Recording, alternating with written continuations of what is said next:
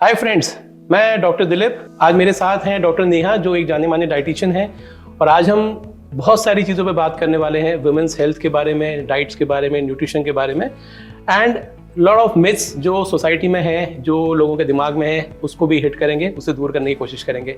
Hi Neha, how are you? Hello sir, I am pretty fine. अब आप बताइए एक बेसिक सी चीज़, जैसा कि अपने घर में हर लेडी को, हर महिला को थोड़े आजकल अर्ली एज में ही घुटनों के, नीज के प्रॉब्लम आने लग जाते हैं, उनको चलने में प्रॉब्लम आ रही है, तो उसको अपन कैसे सॉल्व कर सकते हैं? क्या सर्जरी ही ऑप्शन है? देखिए, आज की डेट में अगर हम बात करें, जो नी प्रॉब्लम्स हैं वो बहुत अर्ली एज पे शुरू हो रहे हैं। बिल्कुल। और उसके लिए बहुत सारी चीज़ें जिम्मेदार हैं। डाइट से अगर हम शुरू करते हैं तो डाइट की प्रॉब्लम्स, डाइट में न्यूट्रिशन की कमी, प्रोटीन की कमी एक अर्ली एज ग्रुप में जा रही है, and eventually that is leading to bone weakness. बिल्कुल। जब बोन वीकनेस बढ़ने लगता है तो एज के साथ साथ जॉइंट प्रॉब्लम्स की एक एंटिटी डेवलप होने लगती है, और वो हमारे जॉइंट्स में हमें एक पेन देना शुरू करता है। ये एक अर्ली एज में शुरू हो रहा है, लेकिन आजकल हम देख रहे हैं कि सर्जिकल रिक्वायरमेंट्स भी बढ़ती जा रही हैं, पर हम डेफिनेटली चीज़ों के द्वारा इन सर्जिकल रिक्वायरमेंट्स को कर्टेल कर सकते हैं। मुझे आपसे एक छोटी सी चीज पूछनी थी कि आजकल बोन्स हेल्थ बहुत अर्ली एज में ही डिस्टर्ब होने लगा है। आजकल बच्चों को भी बोन्स के काफी सारे इश्यूज आ रहे हैं, विमेन्स में स्पेशली प्रॉब्लम आ रही है, तो इसका क्या रीजन है, उसको कैसे ठीक कर सकते हैं? नहीं, एक्चुअली प्रॉब्लम ये है कि हमारे डाइट को लेके बहुत सारे मिथ्स हैं।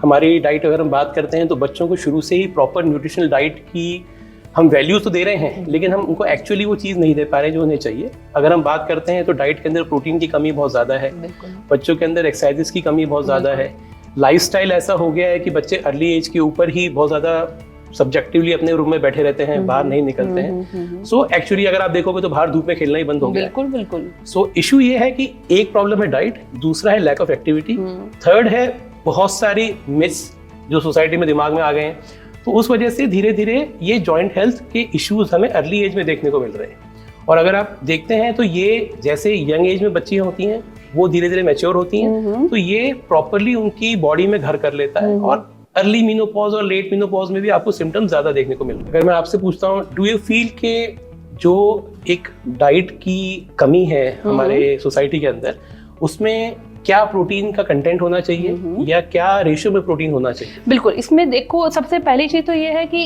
डाइट कोई ना आर्टिफिशियल चीज नहीं है, सिंपल आपका घर का खाना डाइट फूड है। पहले के लोग क्या करते थे, घर में ही गाय भैंसे होती थी, घर में ही दूध निकालते थे, उसी का दूध पी रहे हैं, उसी का ही दही खा रहे हैं, उसी में से ही पनीर निकाल के खा रहे हैं खुद के। बट आज के डेट में लाइफस्टाइल चेंज हो गया है, लोगों ने वर्कआउट करना तो बिल्कुल ही छोड़ दिया है।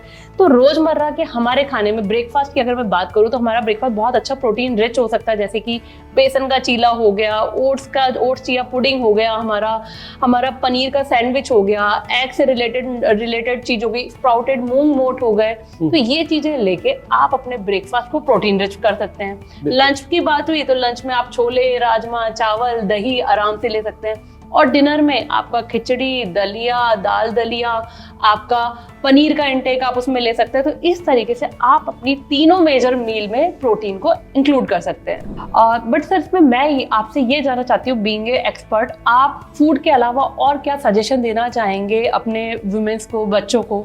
देखिए, मैं एक बहुत जो चीज़ आजकल देखता हूँ बच्चों को, कि आउटर एक्टिविटीज़ एंड वर्कआउट, इन चीज़ों की बहुत ज़्यादा कमी है। अगर हम बात करते हैं लेडीज़ की, तो लेडीज़ को ज़्यादा समय नहीं मिल पाता है। लेडीज़ सोचती हैं कि मैं योगा पे ध्यान दे लेती हूँ। बहुत इंपॉर्टेंट है बोन हेल्थ के लिए रेजिस्टेंस ट्रेनिंग या स्ट्रेंथ ट्रेनिंग, है ना, और वेट ट्रेनिंग। तो बहुत सी मदर्स हमें ये कहती हैं कि मैं बेटी है, बहुत छोटी है, इसको मैं अभी से वेट ट्रेनिंग क्यों कराऊँ? बट उन्हें ये समझना पड़ेगा कि बच्चियों के अंदर कैल्शियम मेटाबॉलिज्म अलग तरीके से काम करता है।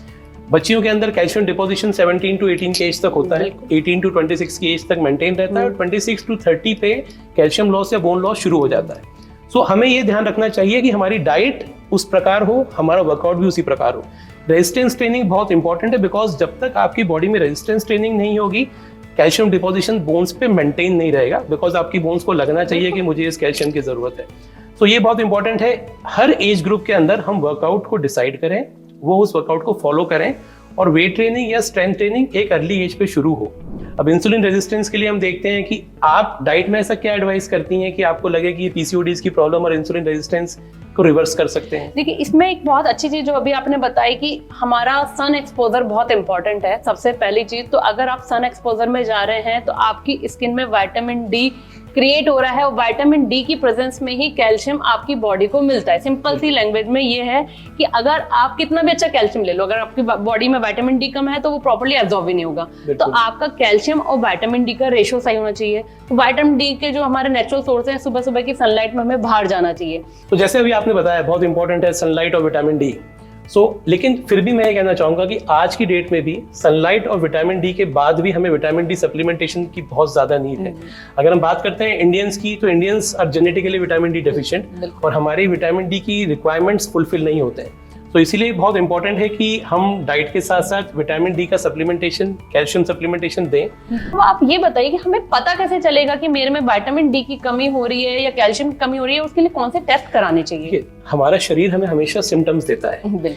बॉडी पेन अगर आपको रेगुलरली हो रहा है, हील पेन्स रेगुलरली हो रहे हैं, रिस्ट पेन हो रहा है, आपको ये लगता है कि मेरी बॉडी जल्दी थक रही है, तो बहुत सिंपल से ब्लड टेस्ट हम करा सकते हैं। बल्कि मेरा ऐसा मानना है कि सारी लेडीज को एक बार अपनी बोन डेंसिटी जरूर चेक करानी चाहिए आफ्टर 40s।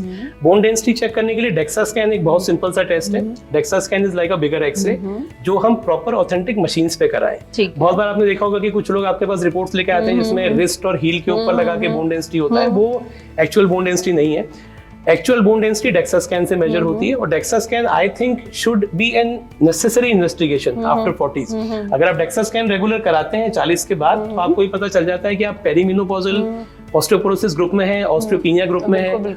और यदि आपका डेक्सा स्कैन -2.5 के नीचे आता है तो एक बोन डेंसिटी आपकी काफी लो है। उस टाइम पे हमें मेडिसिन, इंजेक्शंस और साथ में न्यूट्रिशन थेरेपी को भी स्टार्ट करना चाहिए। सर एक मिथ भी आता है और जो मेरे पास भी कई लोग बोलते हैं कि डॉक्टर्स बोलते हैं कि भाई यूरिक एसिड बढ़ा हुआ आया है तो दाल खाना छोड़ दो, या ठीक है बहुत ज्यादा दूध दही भी नहीं खाना चाहिए। तो इस तरह के मिथ के बारे में आप क्या कहना चाहेंगे? देखिए, यूरिक एसिड बेसिकली हम बात करते हैं that's basically a purine disorder, है ना। तो यूरिक एसिड जब भी आपकी बॉडी में है तो प्यूरिन्स वाली चीजें आपको अवॉइड करनी चाहिए। रेड मीट जैसे हो गया। अगर हम दाल के कंटेंट की बात करते हैं, दाल में प्यूरिन कंटेंट बहुत ज्यादा नहीं होता है। कुछ लोग हमारे डॉक्टर्स लॉबी में कहते हैं कि आपको प्रोटीन बिल्कुल अवॉइड करना चाहिए, ऐसा नहीं है। आप ऐसे प्रोटीन सोर्सेज हैं जो आप यूज कर सकते हैं, जैसे वे प्रोटीन है वो आप यूज कर सकते हैं। वे प्रोटीन प्यूरिन स्पाइक नहीं करता है। दूध अगर आपको सूट करता है तो आप दूध ले सकते हैं। दूध का यूरिक एसिड से बहुत ज्यादा इंटरेक्शन नहीं होता है। अब इसमें एक चीज और आती है सर, जैसे मेरे पास कई पेशेंट बोलते हैं कि हमें तो डॉक्टर ने मना कर दिया, घी वगैरह नहीं खाना है, तेल खाना छोड़ दो। तो इसमें आपका क्या ओपिनियन है कि भाई घुटनों में, कि कई लोग तो कहते हैं कि घी खाना चाहिए, हमारे घुटनों में चिकनाई वापस आ जाएगी, कई कहते हैं नहीं खाना चाहिए। तो इसमें आपको क्या लगता है? देखिए, एंटी फैट एक बहुत बड़ा मिथ है। अगर हम बात करते हैं कि ग्रेन रेवोल्यूशन, अगर दोस्तों को भी यही बताना चाहूंगा कि ग्रेन रेवोल्यूशन जब आया था ना, तब उससे पहले हमारे पास कोई सोर्स नहीं था ग्रेन का। ये ग्रेन्स, अनाज जब से हमारे जीवन शैली में आए हैं या हमारी डाइट में आए हैं, तब से ये ग्रेन रेवोल्यूशन शुरू हुआ है और तब से ही डायबिटीज की शुरुआत हुई है। अगर हम हमारे बुजुर्गों की बात करते हैं तो वो तो आधा किलो घी पिया करते थे, एक पाव घी आराम से पिया करते थे। So ghee is a necessary requirement because it cannot be produced. बिल्कुल। तो अगर हम देसी घी की बात करते हैं, सैचुरेटेड फैट की बात करते हैं, तो आजकल साइंस वापस से रिवर्स हो रही है। आज की डेट में अगर हम बेस्ट कुकिंग की बात करते हैं तो बेस्ट कुकिंग देसी घी में मानी जाती है, बेस्ट कुकिंग ऑलिव ऑयल में मानी जाती है। और हम ग्रेन ऑयल्स को, नट ऑयल को, सीड ऑयल्स को हमें अवॉइड करना चाहिए बिकॉज ये हीट स्टेबल बहुत ज्यादा नहीं होते हैं। तो जहां तक मैं मानता हूँ, ghee should be a necessary part of our diet. And even आजकल अगर आप देखते हैं तो वेट लॉस के लिए तो आजकल हम घी उल्टा प्रिस्क्राइब कर रहे हैं। अगर आप कीटो को फॉलो करते हैं या कीटो प्रिंसिपल्स को देखते हैं, तो बहुत जरूरी है हाई फैट डाइट का होना। जब फैट आपकी डाइट में ज्यादा होगा तो वो एक बेटर चीज है। इवन अगर आप न्यूट्रिशनल वाइज बात करते हैं तो फैट आपके इंसुलिन को स्पाइक नहीं करता है। बिल्कुल बिल्कुल। सो इवन अगर हम वैसे भी बात करें तो वेट लॉस के लिए घी इज बेनिफिशियल। उनको फैट डाइट का बहुत ज्यादा चलन चल गया है कि आजकल लोगों को क्विक रिजल्ट चाहिए कि मैम मेरी तो 1 महीने बाद शादी है, 1 महीने में 10 किलो वजन कम करा दो, या मैं तो पिछले 2 महीने से सिर्फ 1 रोटी पे हूँ या सिर्फ 1 एप्पल खा रही हूँ। तो ये सारी चीजें क्लियरली मैं बिल्कुल बिग नो बोलती हूँ कि मैं एक आपकी बॉडी में सिर्फ वेट लॉस, वेट गेन ही सब कुछ नहीं होता है।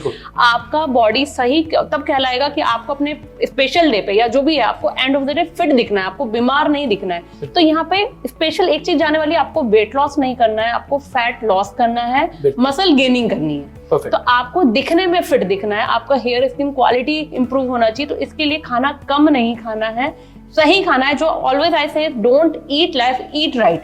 कि आपके न्यूट्रिशन प्रॉपर होने चाहिए, आपका कितना कार्ब जा रहा है, कार्ब में कैसे कार्ब जा रहे हैं, फाइबर में आपका सोल्यूबल जा रहा है, नॉन सोल्यूबल फाइबर जा रहा है, प्रोटीन कंटेंट में आप किस तरीके का प्रोटीन ले रहे हैं, आपको कितना डाइजेस्ट हो रहा है, और फैट पूरे दिन में आपका फैट कंटेंट, क्योंकि हर चीज में फैट है। हम जो ड्राई फ्रूट, अब ड्राई फ्रूट्स की मैं बात करूं तो आजकल लोग बात को तो बेड के पास एक ड्राई फ्रूट का बॉक्स रखा हुआ होता है, वो पूरे दिन कंज्यूम करते रहते हैं। बिल्कुल, देखिए इजी स्नैकिंग जितनी ज्यादा अवेलेबल होती है ना, उसका आप कंट्रोल नहीं रख पाते हैं, उसका आप चेक नहीं रख पाते हैं। तो बहुत बार अभी जैसे काफी लीडिंग ऐसे न्यूट्रिशनिस्ट हैं जो आपको बोलेंगे कि हर 2 घंटे में आपको कुछ खाना चाहिए, या हर 2 घंटे में आपको नट्स ले लेने चाहिए, हेल्दी नट्स ले लेने चाहिए, पीनट्स ले लेने चाहिए।